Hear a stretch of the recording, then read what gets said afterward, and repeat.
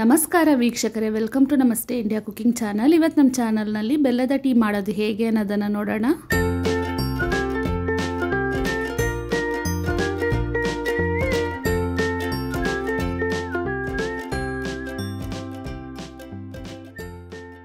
ಎರಡು tea spoon ಅಷ್ಟು tea ಪುಡಿಯನ್ನು ತಗೊಂಡಿದ್ದೀನಿ. ಚಿಕ್ಕದಾದ ಏಲಕ್ಕಿ 4, 2 ಇಂಚಷ್ಟು ಶುಂಠಿಯನ್ನು ತಗೊಂಡಿದ್ದೀನಿ.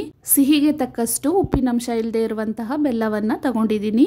ಮೊದಲಿಗೆ ಒಂದು ಕುಟ್ನಿಯಲ್ಲಿ ಶುಂಠಿ ಮತ್ತು ಏಲಕ್ಕಿಯನ್ನು ಜಜ್ಕೊಳ್ತಾ ಇದ್ದೀನಿ.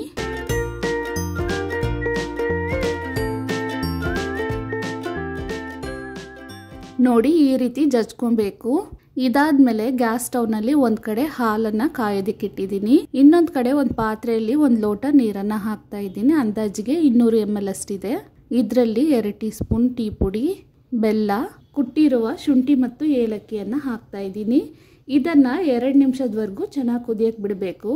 ಬೆಲ್ಲವನ್ನು ಹಾಕೋದಕ್ಕಿಂತ ಮುಂಚೆ ಸ್ವಲ್ಪ ಅದನ್ನು ಟೇಸ್ಟ್ ಮಾಡಿ ನೋಡಬೇಕು. ಉಪ್ಪಿನಂಶ ಇದ್ದರೆ ಆ ಬೆಲ್ಲವನ್ನು ಹಾಕಬೇಡಿ. ಹಾಲು ಹಾಕಿದ ತಕ್ಷಣ ಹಾಲು ಪೂರ್ತಿ ಒಡೆದೋಗ್ಬಿಡತ್ತೆ.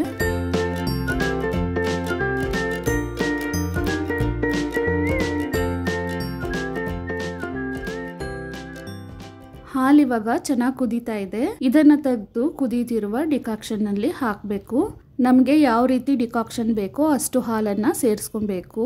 ಹಾಲನ್ನು ಹಾಕಿದ್ಮೇಲೆ 1 ನಿಮಿಷದವರೆಗೂ ಇದನ್ನು ಕುದಿಸ್ಬೇಕು.